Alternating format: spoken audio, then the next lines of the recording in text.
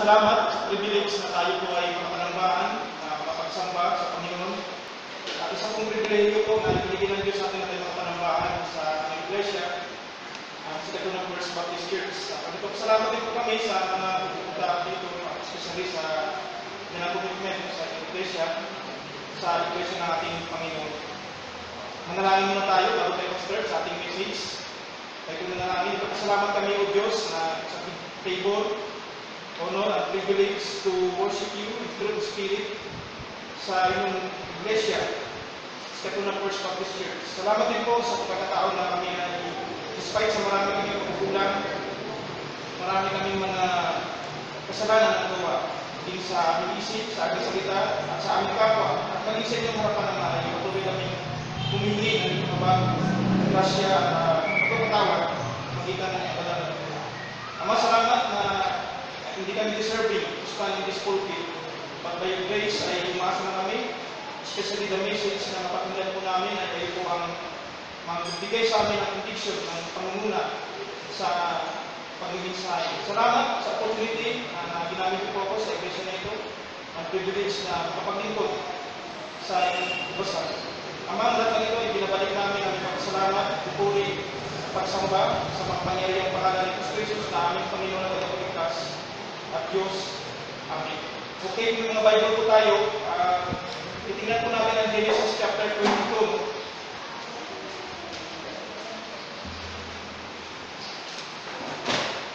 Genesis chapter 22, verse 1 to 14. Siguro alam ko, pamilya na po sa inyo ito, ang chapter na ito. At nakita natin dyan yung si Abraham po, no? At siguro sa ating bumuhay bilang isang Kristiyano ay hindi po napakadali. Napakahirap po, no? Kasi maraming struggle, maraming difficulties, maraming trial at testing and temptation sa buhay po natin bilang isang Kristiyano. So, sa pagiging Kristiyano, hindi po mahirap kami ng kalooban ng Diyos. Sapagkat pinigipin nyo na po ito sa Biblia, alam natin yan, na ang Biblia is a revelation came from God. Alam natin yan. At alam natin na ito po ay kanyang pinasihan ng kanyang banal na Espiritu, binigyan ng kapangyarihan upang magkaroon po ito ng buhay sa ating tao bilang kanyang mga niliga. So, ang katotohanan po, alam naman natin ito, pero hindi natin ginagawa. Yun po ang pinaka-pagdalaga minsan, kahit alam naman natin, po selected lang minsan ang ginagawa natin sa pagsunod.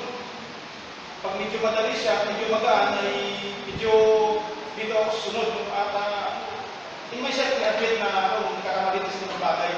So, minsan namimili tayo ng mga opsyon na parang medyo mahirap, hindi natin nagawin. Parang nag-identify pa tayo sa ating isip na parang hindi naman ito practical Panginoon, parang hindi siya applicable in this time, in this era na ating time na masyado lang ang mundo natin ay makasalanan, di ba? So, ang pamumuhay Kristiyano daw po ay isang larangan ng paligsahan. Di ba paligsahan? Siyempre, alam natin sa paligsahan ay lahat nag-practice, lahat ay gusto makanta ng kapinato. Even Paul, nagsabi na rin siya na hindi siya sumusuntok sa akin. So, nakita natin na, isa siyang tinatawag na nakikipamayang. Ibig sabihin na parang alien tayo dito, no? Hindi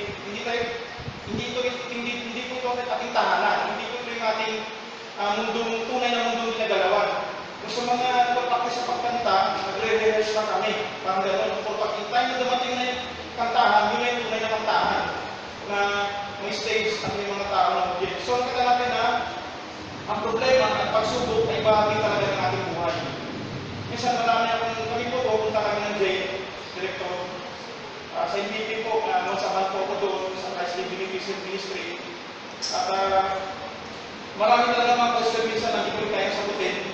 Tao na po tayo, may boundaries, may limitation ng ating kapungan. So, ang aming ang binibigay palagi ay ang pag-asa at pangako ng Panginoon. Siyempre, yun man ang pinipanghawakan natin. Kasi, tayo na ako, minsan, sabi nga, ang tao talaga, papakot talaga yung pangako niya, tao na tayo, di ba? Hindi yan sabi na 101% na ma-accomplish mo yun.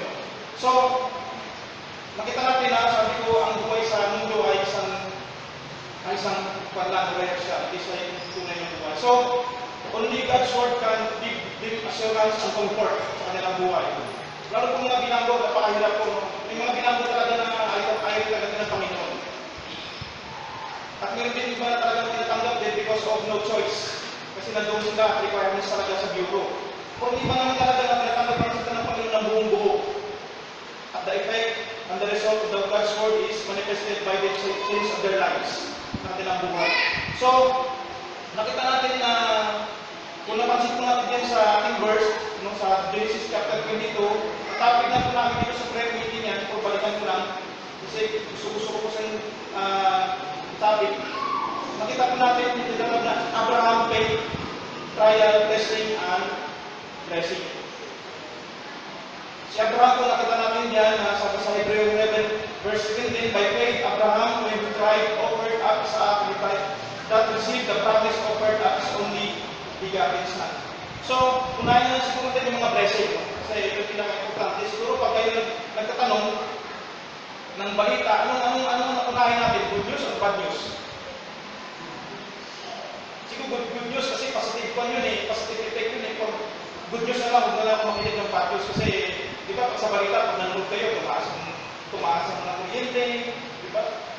Traffic, ang gobyerno natin, puro anong nagiging tendency natin agad sa ating isip? Asar ka, mainis ka. So, maraming mga tinatawag na psychological effect na nag-inflict sa ating sarili din. Kaya ako minsan tinanood ng balita eh. Diba? Nag-update na lang ako kung ano nangyayari. Pag hindi naman pikinig ng balita, even in the politics. Magpe-pray ka lang, hindi naman talaga. So, nakita natin na si Abraham po ay, nakita natin na siya ay pinagpala ng Panginoon. At nakita natin niya sa Genesis, na God promised, I will bless those who bless thee. Unahin natin ang blessing, kung natin isunod ang faith, trial, and testing. So si Abraham po ay pinahawakan ng Panginoon na sa Genesis chapter 12, verse 3, God promised, I will bless thee, those who bless thee, and I curse thee, those who curse thee. Until now, nakita Israel. Nakalanggo, nalatanong tayo ay update sa kanilang bansa, sa kanilang ilang mga Hudyo. Ang Israel po ay sila yung sabi ng chosen people. Pinili talaga sila ng Panginoon sa Old Testament. Nakita natin yan natin na despite na sila ay stubborn, sila ay matigas ang ulo, tumatanggi sa gospel, ay nandun pa rin tinatawag na perseverance ng Diyos sa kanila bilang chosen people because may pangako ang Panginoon sa kanilang lolo na si Abraham.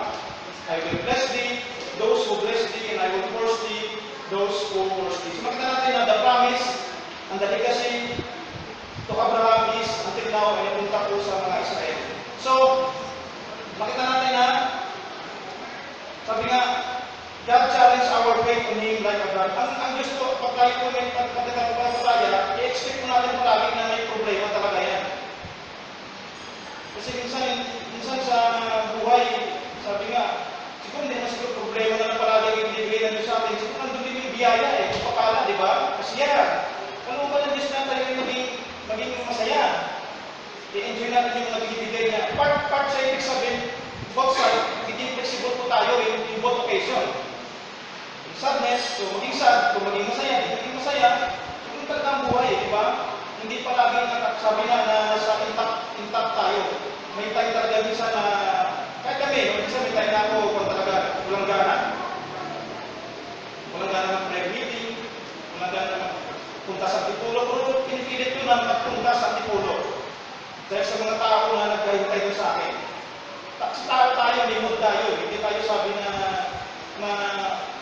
automatically na gano'n.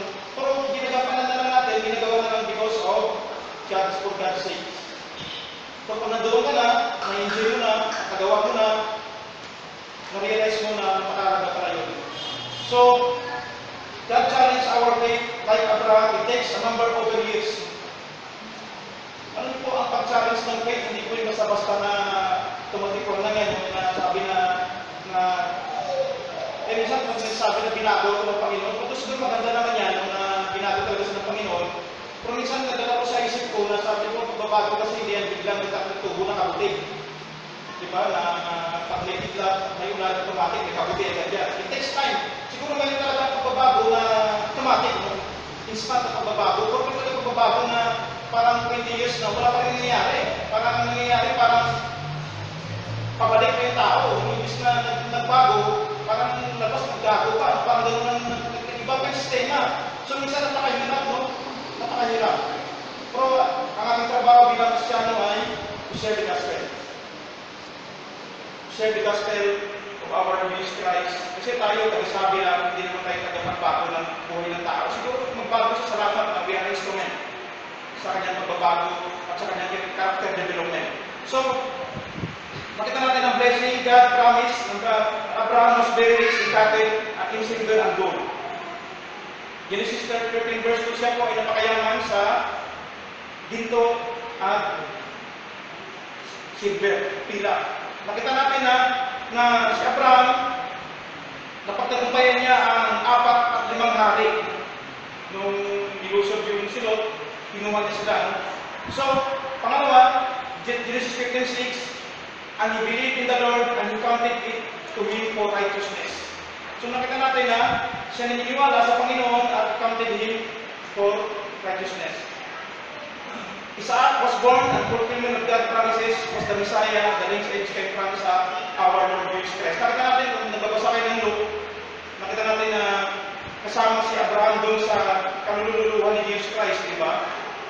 Ang kanyang genealogy, nakita ang doon niya, na galing sa kay Isaac. So nakita natin na, at hindi lang doon, tapos Hebrew 11, Abraham belongs to the heroes of faith in the Bible. Di ba nakita natin na kanina nabasa natin sa ating expansive reading, Abraham by faith.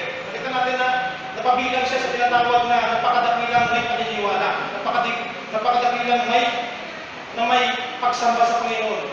Yung tinatawag siya ng Panginoon na the friend of God. So, nakita natin mga kapatid ang blessing ni Abraham. At marami pa siyang blessing. Na hindi niya dito na mabanggit kung marami talaga pagbasahin natin. So, ngayon dapat is trial. Siyempre minsan ang tao, pag sabi nga pag nasubrahan na narasing na sa biyaya, di ba? Minsan may mga politiko na ayaw bumaba sa pwesto, narasing na, nagustuhan na, kung ano pa. So, dumating ang trial kay Abraham. Genesis chapter 22 verse 1, and it came to pass after these things that the God did tempt Abraham and said unto him, Abraham, behold, here I am. So nakita natin na before that, unang-una si Abraham ay pinalis ng Panginoon sa kanyang lugar, sa kanyang bayan. To let his country at iwan ang kanyang bayan. Out of comfort zone, city mo mayaman ka na, very prosperous ka na. Ang dami mo ng mga napunda, ang dami mo ng achievement, whatever, ano man ang binigay ng Panginoon, biglang ipag-utusan ng Panginoon na umalis ka dyan sa lugar na pinalalagyan mo dahil ka sa lugar na pinapangako ko sa iyo. So nakita natin na Abraham left. Hindi na po siya umalis doon, kundi iniwan niya rin ang kanyang mga anak, pagunan, possession, o kapitbahay, whatever, kung sino mo nandoon. Di ba napakahirap po yun, na biglang may nagsabi sa'yo na umalis ka dyan. Tapos nasanay ka na doon, kasundod mo na yung mga tao, babasa kayo, ibig sabihin, environment, medyo close ka na sa kanila, biglang lumipat ka sa ibang lugar. Napakahirap po yun, napakalaking adjustment sa isang tao. At pangatlo, kating trial ay they face uncertain future and event. Siguro ako di pa naman ako nag-abroad, di ba? Isa tinatanong ng kapatid ko, ano ba ang ikon sa abroad? Una-una po yan, sabi niya sa akin, kailangan pag-aralan yung tinatawag na kultura nila. Yun ang unang pag-aralan ng kultura. Ano yung do's and don'ts? Di ba? Kasi makulture siya ka eh. Kasi sa kanila, parang ang lalaki pag nag-holdingas doon, parang sa atin dito, iba natin, di ba? Sino kasi dalawa na yan? Yung medyo pandyan. Sa kanila, okay lang yun. Kasi yun ang kultura sa kanila. So, nakita natin na despite na si Abraham ay umalis, iniwan niya ang kanyang bayan, at sinunod niya ang kautos ng Panginoon, the blessing of God follow Abraham. Ang ibig sabihin, ang blessing ay patuloy pa rin sumusunod si Abraham. Kasi alam natin na he obey God without question or don't ask any detail. Minsan tayo, kahit ako, kahit kami, o kahit sa inyo siguro, minsan, pag may pinapagawa ang Diyos sa atin, minsan sa kulungan, gabay ko study kami. Minsan sarili ko na bakit nandito kami sa lugar na ito. So tinatanong din ako ng mga tao doon, bakit nandito kayo sa day? Ang sagot ko na lang, because the love of Christ compel us. Yan ang ginagawa. So totoo nga talaga, ayaw namin talaga to eh. Yung ganitong klaseng, hindi naman kami mag-share sa ibang tao. O sa ibang mga bahay-bahay, minsan may merienda pa, di ba? Sa jail, ikaw ba magpalabas ng pera? Kasi wala mga tao, minsan magpapatext pa sa iyo, maraming pamilya, padalawin dito, walang makain, may sakit. So maraming mga tinatawag na hindi mo ma-encounter, na dapat hindi mo ma-encounter. Di ba? So minsan, tanungin yung 4 kung kaya ng hearing, marami talaga.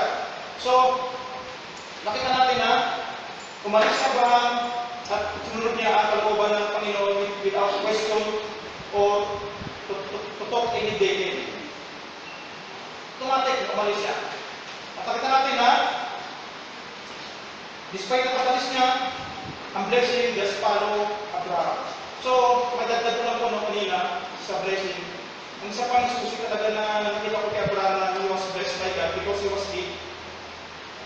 Wala pa po yung batas ng Panginoon na ibinigay kay Moses sa title, nandun na po ang pagbibigay ni Abraham kay Melchizedek, the tenth. Diba? Kita natin wala pa yung batas. Even kay Abel, kita natin nagbigay na sila. Wala pa naman yung tinatawag na batas ng tithing na ibinigay ng Diyos kay Moses, but the heart of Abraham was there to give God. Nagbigay talaga siya ng 10. So, ito na po ang pinakamabigat, no? Kasi ang trial, umalis ka lang, medyo okay lang yan, lipat ka lang ng lugar, di ba? Mag-adjust na ako dito siguro 4 weeks, 4 months, 4 years, mag-adjust na ako, baka makasete din ako. At higit doon, alam mo naman kasama mo ng Panginoon, so very confident siya, very confident. At nakita natin na si Abraham po ay pinagkalooban sa ng anak. At siguro, ang numero nito, si Isaac, at makita natin na ito na po ang pinakamabigat sa kanya. Sabi dito, and it came to pass after these things that God did tempt Abraham and said unto him, Abraham, he said, behold, here I am. And he said, take now thy son, thy only son Isaac, whom thou lovest, and give thee into the land of Moriah, and offer him there to a burnt offering upon the mountain which I will tell thereof. So nakita natin na sino yung mga tatay dito? Ako di ba ako tatay? Siguro baka mga 2 years lang ba, maging tatay na rin tayo. So, yung may unang anak talaga, kunin ko iho. The first and only son, di ba mahal natin yan? Pag may ako na lang, kahit ako na lang siguro. So, makita natin na napaglalooban sila ng anak ni Sarai, despite na si Sarai po ay barren, bawag siya, because dahil sa pangako ng Panginoon, he promised and claimed the promises of God.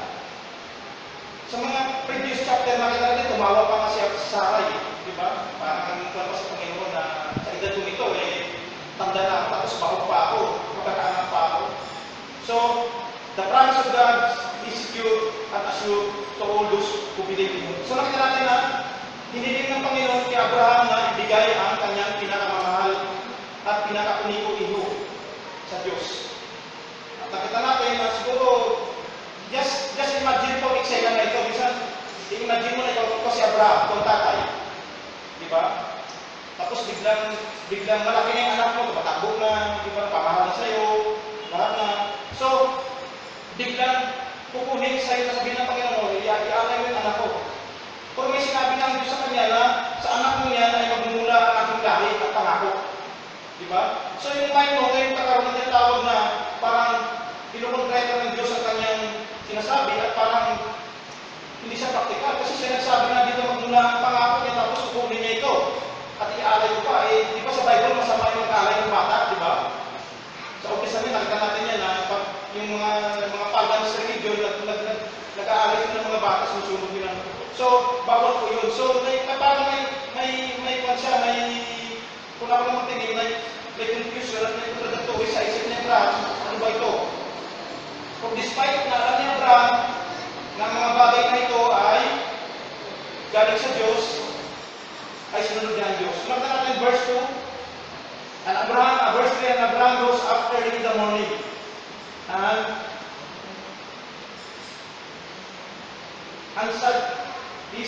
saan? To maaga pang daling araw pa umalis na sila, kasama ang dalawang kanyang alalay, upang pupunta sa bundok ng Moriah para ialay ang kanyang anak na si Abraham. So the most precious life in Abraham is Isaac. Balik ako kanina sinabi ko sa mga tatay, ay ang pinaka-precious talaga nila ng mga sa buhay ng mga anak. Diba? Ang anak natin, pinoprotektahan natin yan. Hindi natin yan yung mabayaan. Pag lagi umuwi, tinatanong mo saan na. Diba? Sino kasama mo, anong ginagawa mo, anong oras ka dumating. At inaalagaan talaga natin yan.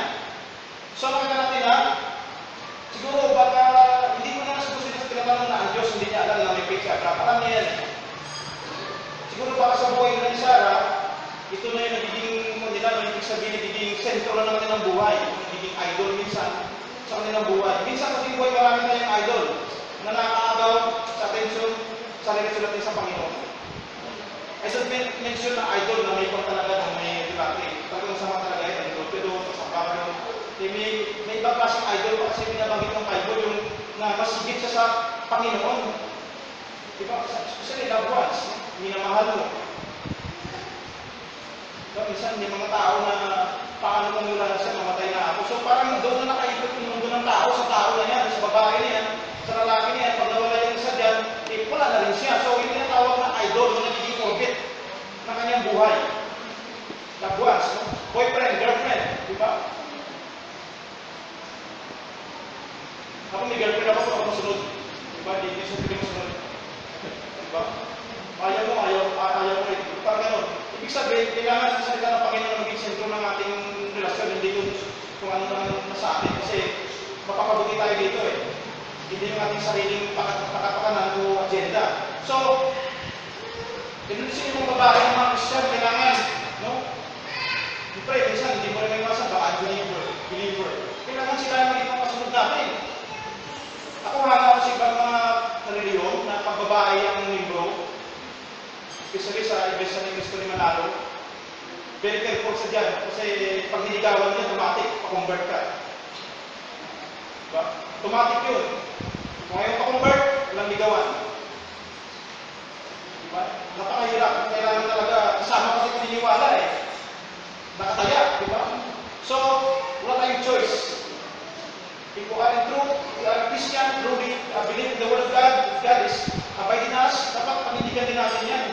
Sino kung ang believer siya, share natin ang gospel. Marami naman technicalities o sulap na natin gawin sa tao eh. So, nakita natin na kapatid na minsan, material thing. Ito, material thing. Kotse, bahay, possession, cellphone, whatever. Di ba, marami na nakaagaw talaga sa ating ngayon. Maliban na, hindi ko masama yung mga gadget ha. Pag ginagamit ko natin dito sa simbahan na may mga tablet, may Bible siya, okay yan. Hindi masama yan. Pero may effect din yan minsan sa atin, di ba? Pag hindi ang tama ang paggamit niya. Pera. Isa pa yan, no? Pera. Work. Trabaho. Diba? Kahit dito, may trabaho pa rin. So, minsan, ang binibigay natin sa Panginoon, tira-tira na lang na oras, tapos nagmamadali pa. Diba? Sabi nga, huli na lang dumating, maaga pang malis. So, parang hindi talaga siya, parang ibuti nga, nandyan pa ako, dumating ako kasi wala ako eh. Parang may utang na loob pa ang Diyos. So, even ourselves, isa na natin sarili eh. Hindi prepare, hindi handa. Diba? Kasi minsan, so nakita natin na God knows what precious to Abraham. So na, ano niyo po nakikita ng Diyos ang ating isip, ang ating puso, what is precious in us?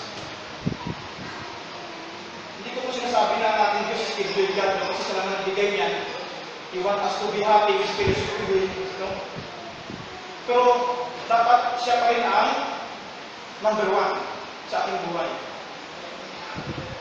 O hindi siya hindi maging number 2, number 3, o tira-tira na lang hindi. So nakita natin na Abraham, nakita natin na baka nabaling ang atensyon niya kay Isaac. Yan ay anong lahat sa buhay niya. So, Abraham obeyed despite of their confusion, offered Isaac doon sa bundok ng Mount Moriah. So may apat na rason na makita natin bakit pinapahintulutan po ng Diyos ang ang pagsubok, trials, ang testing sa buhay ni Abraham. Una-una, God allowed trial and testing. Even sa sarili siguro, no, bakit kayo dumadaan sa mga pagsubok, trial, bakit ina-allow yan? Una-una, God allowed trial and testing to see who really worship. Ito na, no? Kasi ina-allow talaga ng Panginoon yan. Kasi tinatagalan ng trabaho eh. Diba? Kasi minsan ang trabaho na yan, siguro malaking sweldo, malaking kita. Diba? Sayang naman itong isang araw na ito, diba? Sa simbahan, pupunta pa ako, uupo na ako, tapos na mangyari, diba? So natin minsan ina-allow din Diyos yung mga ng bagay kasi para malaman talaga sino ba talaga sinasamba natin. Yung trabaho natin, na-boss natin, o ano ba talaga ang priority natin sa buhay. So natin yung God allow trial and testing to see who really worship. Sino ba talaga ang ating sinasamba? Sino ba talaga ang ating priority sa ating buhay? Alam ko po natin pinapapala ng Panginoon. Financially, physically, spiritually, socially, mentally, whatever, ano kasi pagpapala yan. Dapat naging number one pa rin ang Panginoon sa ating buhay. Number two, God allow trial and testing to prove really our commitment to Him. Ano yung po commitment? Napakahalaga yan. Napakahalaga. Ako pag hindi ako makarating dito sa simbahan, prayer meeting, nag-text sa akin director ng aga. Director, hindi ako makapunta kasi may busy po ako, inaskaso po ako bakit ako. Pupunta man ako, huli na lang ako darating. Sinasabi ko ng maaga, hindi po napakahalaga po commitment. Sa pag-asama, bilang mag-asawa, di ba? Hindi po na importante kasama sa papel yan eh. Di ba? Sabi ko, pinaka-importante is commitment. Commitment. Di ba? Pag sinabi commitment, ito po ay masigit na pagsang-ayon sa kalooban ng Panginoon. Kinukomit mo sa sarili mo. Hindi ka lang makomit na partially, kailangan 100% commit ka. Diba? Kasi alam natin eh, ang commitment very important yan sa usapan, sa amin. No? Ang commitment very important yan. Pag walang commitment, masira po natin magkatara sa tao. Diba? Pag di mapagkatiwala ng tao, kung may commitment ako sa tao na yan, nasira ko din sa kanya, nag-commit sa simbahan, nag-commit sa hindi naman natupad. Ano ang aking mag-reaksyon sa palagay mo? Hindi sa maganda, di ba? Kasi walang commitment eh. Kaya, pag may commitment ka, gagawin mo ang bagay para sa Panginoon. Kahit mag-isa ka lang dito, kahit dalawa lang kayo sa disco. Kasi commitment mo yun eh. May pangako ka sa Panginoon, hindi ka nagpangako sa tao eh. Di ba? Mag-prayer meeting ka, minsan malayo ba kayo, so medyo umuulan, medyo may rason, kung may sakit ka. So, natin ang kapatid no, nasa dito, God allow trial and testing to prove really our commitment to Him. Commitment to God is very important because God wants us to bless us. Bakit ba kayo nagasamba dito? Kasi God wants us to bless us. He wants us to pour the blessing from heaven. Diba? Bakit ba kayo nagbibigay? Panginoon, nagbigay na ako, kailangan i-multiply mo yan, sabi sa Malakay chapter 3. Kung nagbibigay ka, totoo yun. Kung hindi ka nagbibigay because to invest the money. Nagbibigay ka because you want to bless our God. Kaya sabi ko nga, minsan may nakita akong placard sa mga church na come and be blessed. Come and be blessed. Maganda siya, no? Sabi ko, maganda siya. Pero kung isipin ko, na-bless na ako kaya ako pupunta dyan. But I want to bless God. Diba? Isipin nyo yan, yung word na yan, come and be blessed. Pumunta kayo, kapagpala kayo. Totoo naman talaga yun eh. In essence eh. Kung sa Christian, sa believer, kaya ako pumunta, gusto ko ang Diyos mapagpala sa akin. Di ba parang dapat reverse psychology ang aspect eh. Sa pagiging buhay Kristyano. Hindi po na puro tayo pagpapala, puro, sabi nga, puro lang katanggap. Di ba parang gano'n? Hindi po dapat gano'n. Dapat tayo din ay nagbibigay at nagpapaloob sa Panginoon. And ito nagbibigay tayo samba because God wants us to bless us. Gusto ng Diyos tayo mapagpala, mas lang pagbibiyaan niya. Ang biyaya kasi hindi na pera eh. Kasi minsan pag sinabi kasi biyaya, automatic na napapasok sa tao, pera, di ba? O bahay, o whatever, no? Marami pong biyaya, blessing ng Diyos na different, is not about amount of money. Kung lang ang trabaho, hindi na kayapaan mo lang, hindi masaya na kinakain, tapos na mabuti. Nasawsaw mo doon sa tuyo ng may ikuan, ng may sibuyas. Hindi na-enjoy ka, di ba? Minsan mga pag nakilala ng mga tao, may pera sila, successful naman sa buhay, may bahay, huwag di siya masaya. Sabi ko, ba't hindi ka masaya? Masaya na lahat. Di ba? May magandang asawa, successful in life. Abundong palagi. Sabi ko, ang sulang sa iyo si Kristo. Because in your heart, in your mind, you have a vacuum. May vacuum yan na hindi maka-fulfill. Only can Christ can satisfy the emptiness of your heart and your mind. Sabi ko sa kanya. So, tinanggap ng Panginoon bilang kanyang Diyos sa tagapagligtas. Nung nag-text ko siya, kumusta na brad? Nag-chat siya ngayon sa CCF. Diba? Ang pangalan niya ay Milo Blanco. So, makita natin na God allow trial and testing to prove really our commitment to Him. Mga kapatid, pag may commitment na sa Panginoon, tuparin natin yung commitment na yan. Ha? Kasi ang tao, kung binagpagin ng tao eh. Yung tao yan, kung sa Diyos, mahirap. So, nakita natin na si Abraham, despite na kanyang problema, confusion, he obeyed God to offer Isaac in the Mount of Moriah. So, nakita natin na, number 3, God allow trial and testing who influence us to na. Ina-allow ng Diyos minsan na dadaan tayo sa trial and testing kung sino maka-influence sa atin. Diba? Bakit hindi kasama si Sarah? Bakit isa kasama doon? Take note si Sarah kung naging dahilan kung bakit nagkaroon ng problema tayo sa Muslim.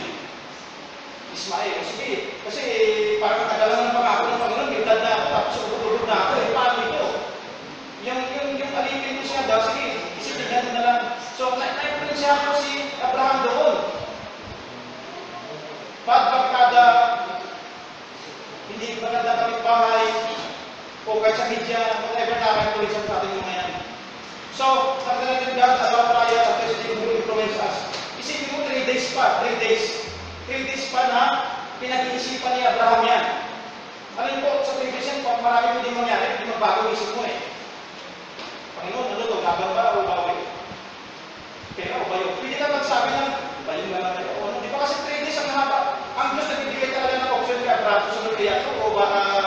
Pero ako nababasa ng Diyos sa isip ni Abraham eh. Kasi only God can see our mind and our heart. Kung nakita ng Diyos na... At nakita rin ng Diyos ng dami ng Abraham na napakahirap bilang tatay, bilang ama na alay mo yung anak. Napakabigat ko, no? Wala pa akong nakita na tatay ng nanay ng anak ay hindi naalagaan. Kahit gaano ka sa bahay ng nanay tatay, naalagaan pa rin yan. So nakita natin na God allow trial and testing who influence us. Kung sino yung mga influence ko, at nakita ko po na bakit hindi nakasama si Sarah, baka pigilan pa ni Sarah, wag anak mo to, nasiraan ka ba ng bait?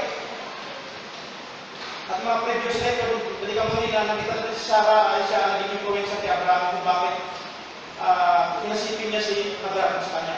So, pangalawa, iniwan dalawang kasama sa ibaba ng bundok. May kasama sila eh. Iniwan. Siguro baka tigilan si Abraham. Kung tayo ka nang nag-related kasi, hindi natin alam kung ano pwede mangyari yun sa dalawa na yun. So, baka maka-influence pa sila, baka mabago pa ang isip ni Abraham at di matuloy ang pinag-uutos ng Diyos sa kanya. Siyempre, siguro habang ginagawa nila, boss, ano ba ito ginagawa mo sa anak mo? Anak mo yan. Ano ba ginagawa yan? Ginagawa. Baka may iba ang mind niya. Di ba? Minsan gano'n eh. Minsan pag nagka-believer ka ng mga kasama, ma-influencehan ka nila, ang hirap na talaga. Yung mga suggestion nila, mga comments nila, mga idea na nakaganda rin eh. Kaso lang, minsan, wala siyang impact in eternity, wala siyang significance sa buhay Kristiyano. So, siguro pwede natin pakinggan sila to, sabi ko, the final authority and the final conclusion na decision nila nito is the God's words. God's word, kulita niya. Kasi pag ito natin final conclusion, wala natin argumento eh. Hindi ka pwede mag-argument sa Panginoon. Diba? So, sabi dito, God allow trial and testing who influence us. So, nakita natin na sa gawa ng Panginoon, maraming pwede influence sa atin. Ang mga sinasabi ng mga tao, yun. Diba? Minsan sabi na, bumibigay na tayo. Kasi sabi ko, sira ulo daw ako kasi nagbabayad daw kami. Ayaw ko na magbayad ko kasi kapagkamalan daw kami mga ako. So, masabi ng tao, hindi naman nakakabubol yun. Kasi hindi naman nakakasakit yung sabi lang. Siyempre, ang tao ka lang, opinion talaga yan, whatever it takes. Huwag mo palagi, kahit maging sakto ka, maging demonyo yung mga tao, may masabi pa rin sa atin ng masama yan. Hindi kasi Kristiyano ka rin din, sabihin ko ng tao. Sa tao yan eh. May opinion yan siya eh. We live in a free country, democratic country, so free opinion dito, whatever it is, di ba? So, sabihin ng tao, pangalawa, yung tinatawag na sa paligid. Yung tinatawag na uso-uso, di ba? Kasi, uso pa tayo Kristiyano, uso pa tayo ganyan-ganyan. Di ba? Di ko ikaw na nag-isa doon, ay ginawa, kita natin na hindi siya na lang natitira ng Diyos na righteous. Kahit kanyang buong kapitbahay, neighborhood, lahat sa paligid niya, puro talaga wicked. So, makita natin na ang Diyos nakatingin pa rin sa kanya. So, mga kamag-anak, mga kamag-anak ang believer. Para pagkamag-anak na niya may pera, tapos Christian ka na wala kang pera, parang ibang dating eh. Kung totoo ka na Christian ka, bakit di ba? Bakit mahirap ka? Oo, kinipersyon ako na gano'n eh. Sabi ko ba, hindi na pinag-usapan ng kung dito eh, pera eh. O whatever source of standard ko sa buhay. Ang pinag-usapan dito, eternity. Yung sabi ko sa kanya. Siguro naman ka sa akin sa pera. Pero, nakakatiyak ka magpunta sa langit. Kasi marami ng tao mga kapatid na makahirap ko na sila ng gospel. Na maraming pera. Marami ng experience niya. Kasi di ka na ng pera. Ito, padali kayo, pag merienda mo, ginawa sila ng gospel. Di ka na ng merienda. Sabi ko lang, Brad, kaya pag merienda, basta masira ng tao, okay lang eh. Kasi, ito po, panghabang panahon po ito, pang walang hanggan po ito, hindi po ito po temporal. So, nakarating mga kapatid, no, sa pakiligid, mga mag-anak, minamahal mga kaibigan na di manapataya. Kailangan po kayo mga Christian, very cautious, very aware. Hindi ko naman po sinasabi na huwag tayo magsanuha sa nila. Ibig sabihin may boundaries palagi tayo sa palagi diyan, may boundaries. At may tinatawag na cautious attitude tayo. So, Abraham, believing God, hindi na siya nag-influence kahit isa. Kahit sa isa ako na anak niya. Nakagapos yung bata, masabi na, pero nagtanong pa nga eh. Di ba? Tatay na saan yung ating handog? Di ba? Ang sabi ni Abraham, the God will provide. Ang Diyos ang tatanong. So nakita natin na siguro si Isaac natawa sa Diyos, very ano po napakahirap sa tingnan ko ito, baka si Isaac magwala eh, baka tumakbo. Ganyan talagang bata, malaki naman si Isaac eh, ganyan to eh. Magwala ko yun, magsisigaw yan. Patawag na naman yan, bantay bata. Diba? So nakita natin na he obeyed God kasi naturuan siya ni Abraham in terms of submission and humbleness and humility. Kaya sabi ng Bible, train up a child the way you should go. Diba? Sabi ko, pwede rin train up an adult. Hindi lang adult, child, pati adult din. Kasi hindi pa kayo natutuwa ng matanda na kasi marami na yung alam sa paligid eh. Marami na experience, marami na yung mga tinatawag na mga filosofiya na natanggap sa mundo. Kaya minsan, bilang na natuturuan yung adult na tama eh. Diba, sagutin ka pa na, sino ba naman sa buyan? Parang gano'n. So parang nakakakuha naman. Sabi ko, hindi naman ko naman sa buyan to. Hindi naman banggit ko God's words. So, kailangan turuan natin ng bata sa natin ng Panginoon ng bata ka. Train. I-train niya talaga sila. Doktrinahan na sila. Si Jesus Christ ay Diyos, kasi ang tawang tao, namatay pa sa kasalanan. Para paglaki niya, ma-adapt niya na yan. Kaya natin turuan yung bata. Saka na lang siguro, pagkuha na yan. Sa school ngayon, maraming tuturo ng evolution. Diba? Kahit Christian school, tuturo ng evolution. Ang tao galing sa amoeba, galing sa unggoy. Diba? Pagdating sa magkapatid ko sa bahay, Papa, galing daw ako sa unggoy. Diba? Ikaw naman wala ka lang, din mo nga, galing tayo sa unggoy. Anong klase ng unggoy, Papa? Gorilla, chimpanzee, o ano? So, natin ang kapatid na isa submissive sa kanyang ama. Natupad ang kalooban ng Panginoon. So, number 4, last, God allow a good trial testing to develop our attitude and character. Ito na, ito yung pinakamaganda sa lahat, as a Christian. So, ito na maganda, marami tayo ng doktrina, teaching, maganda yan. Kung mas maganda po na ma-develop ang ating attitude and character. Diba, sabi ng Romans chapter 5, verse 2, patience, result, attitude, and character. Abraham attitude and character developed by experience. Kung tayo po pinapapala ng Panginoon previous life, alam nyo na yan ang Diyos hindi nagbabago sa pag-bless sa atin. Di ba minsan nagkasakit ka, nagtatanong ka sa Panginoon, bakit ikaw pa ako ng cancer? Di ba? Bakit ako? Kung hindi ko nabilang yung past blessing ng Diyos na binigay sa akin.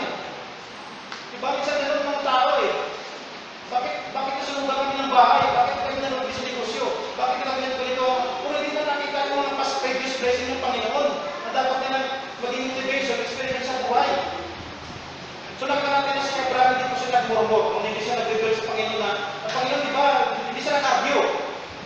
Kasi alam niya mga kapatid, no, na tayo lahat ay walang patago sa Panginoon. Tayo po ay nangihiram lang sa Diyos. Siyempre, pag ikaw nangihiram, pag binabawi na ng may-ari, ano ginagawa natin? Sa disco natin kanina, sabi ni Pastor Raido, be thankful. Be rejoice. Diba, pag nasunugan ng bahay, nawala ng anak, nawala ng trabaho, galit pa sa Diyos. Sabi ko, alam mo, dati nanghihirap lang tayo, hindi may-ari yan, nag-alam natin, hindi may-ari yan. Kaya naman ng Diyos sa atin yan. So, habang nanghihirap lang, binabawi ng may-ari, siya magpapasalamat pa rin. Be thankful. Diba? So, nakita natin na-develop ka Abraham sa kanyang attitude, ang karakter na very submissive, humble, and thankful pa rin sa Diyos. At ito, ay experience. Isipin mo, sabi niya sa anak niya, anak, the God will provide, the Lord will provide. Ang Diyos, Yahweh, magtanong sa ulang ito. So, nakita natin na because of the character na dito sa godly father, nakita natin na kanyang experience sa pagkakilala sa Diyos, kung ang Diyos, hindi siya naman mag-asa at pwede mabago ang sitwasyon na ito. Kasi alam ko, dito ito kalooban ng Panginoon. Dinadaan niya lang ako sa isang molding o testing na dapat malampasan ito. At hindi siya natin hope that God never fulfill this promise. So nakita natin mga kapatid, nung sinasakay na sasabihin ni Abraham, anak, nakita natin na ang Diyos ay nagpalabas ng isang ram.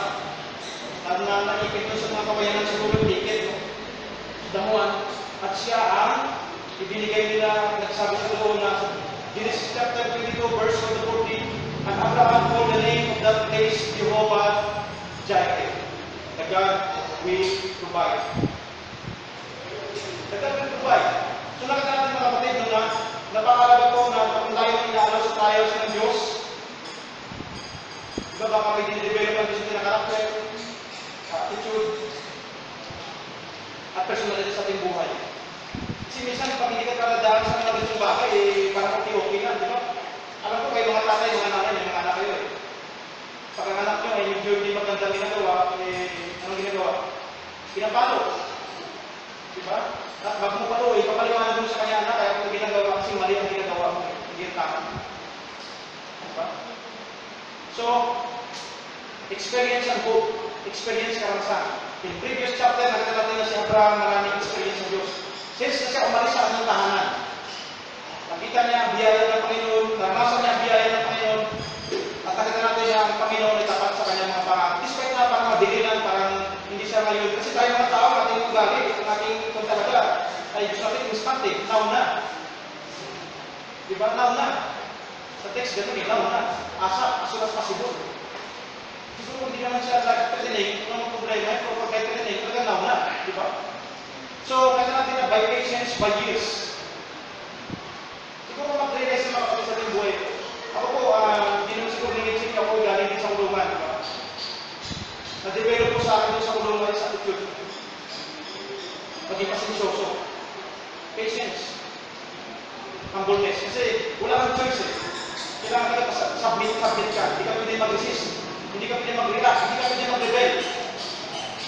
So, napakalaga po na ang Diyos hindi po ibig sabihin na kanyang mga pangako hindi po napipilyo. Diba? At nakita natin na sa sakina, pinatigil ng Diyos si Abraham na makita ko ang iyong panapataya. So ito tinatawag na minsan yung mga bagay kasi ng Diyos na hiningi sa atin na parang masakit ibigay. Diba? What is precious for us? Kasi yung pinakamalaga sa atin yung naging idol sa ating buhay, yung pinakamalaga, yung talagang umiikot sa buhay natin eh. Panginoon, kung hindi mo na lang iba, walang to.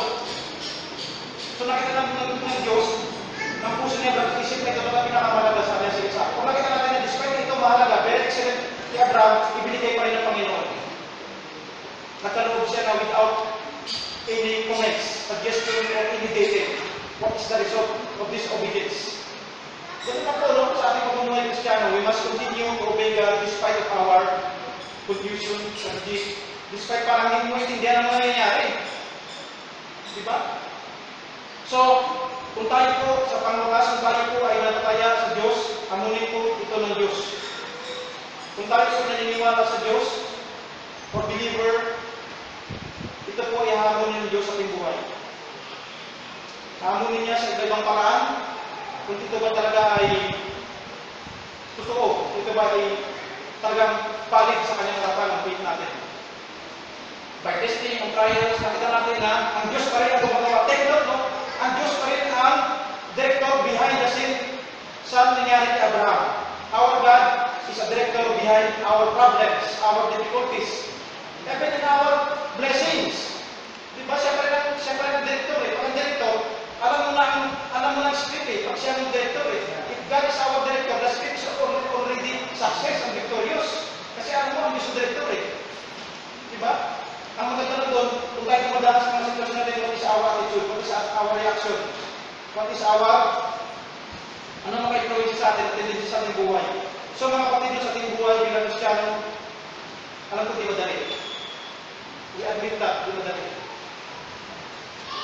Pero madali din siya, pag ikaw na konekta sa Panginoon, higit sa lahat, manindigan, manghawa sa kanyang salita. At nakita natin ang Abraham, called the name, the place, Jehovah Jireh, the God will provide. Salamat at nakita natin na ang Diyos ang bigay sa pag-alay at hindi sinisama. At nakita natin kailan the promise to Isaac, the lineage, doon po umabas Jesus Christ, ang ating Panginoon Kristo.